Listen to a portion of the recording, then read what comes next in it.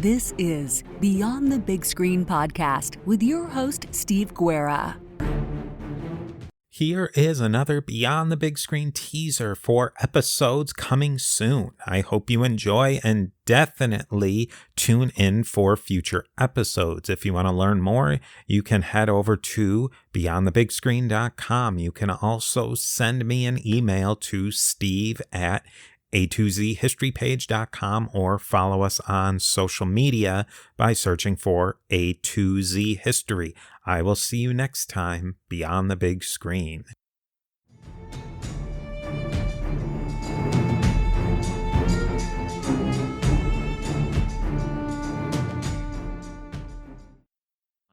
Yeah, I think in a lot of ways, Billy was superfluous because he doesn't. In the end of the movie, Chris and Ruth go and pretty much, well, they did. They threatened Billy to be a good boy because they're not going to put up with it anymore. And they threatened to kill him, and not so many words, but that they hang it out there that if he does any of the naughty stuff that he's known for, they're going to kill him. And it's a new Santa in town. It's a Western. And I didn't really think of that before, but when you bring it up, this is a Western, but it doesn't carry through in the Western themes. I don't think. I don't find redemption to me it's really the key to the Western and a Christmas movie. And I don't see how Chris is truly redeemed in the end. And to me, the way Santa Claus would be redeemed is that they show him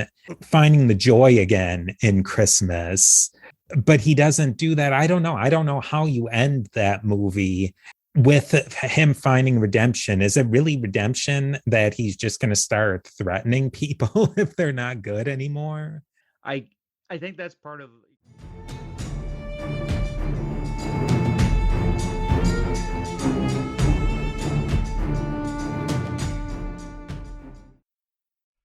This is not central to the film, and I doubt it was even its intention, but it inadvertently stumbles on the fact that different American Indian tribes had very different cultures. It's highly erroneous to lump them all together. Some were far more warlike than others.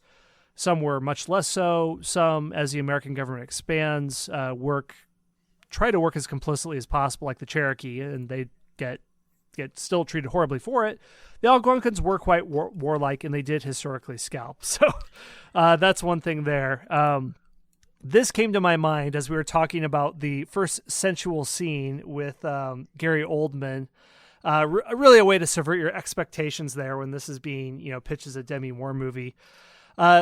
This is something I'm surprised people don't realize. I read a question on Quora. It's this site where people submit questions and you get expert answers. I read it a lot. Someone asked, what did people use for bathing suits before the 1900s? And there was a very long answer where they said, well, they swam naked. That's just what you did. And even if you look in ancient sources, if you see mosaics of fishermen, they're actually working naked because just among same gender, it wasn't thought of that big of a deal. And I think this historical account I read, they mentioned at the end of one of the gospel accounts when Peter and John are fishing, it mentions their nakedness. So this is something, at least, especially in poorer life, when you only wore one set of clothing, would be common. That's, again, very tangential to the plot. So you see how far I'm having to reach here to see what's good. Let me think if I can think of anything else. Oh, okay. This was it. Now, like you said, the movie starts out ridiculously with Demi Moore scandalizing people with her European fashion, as if anyone but royalty would have opulent fashion in the 1630s, and you're definitely not bringing that stuff to Puritan America. No.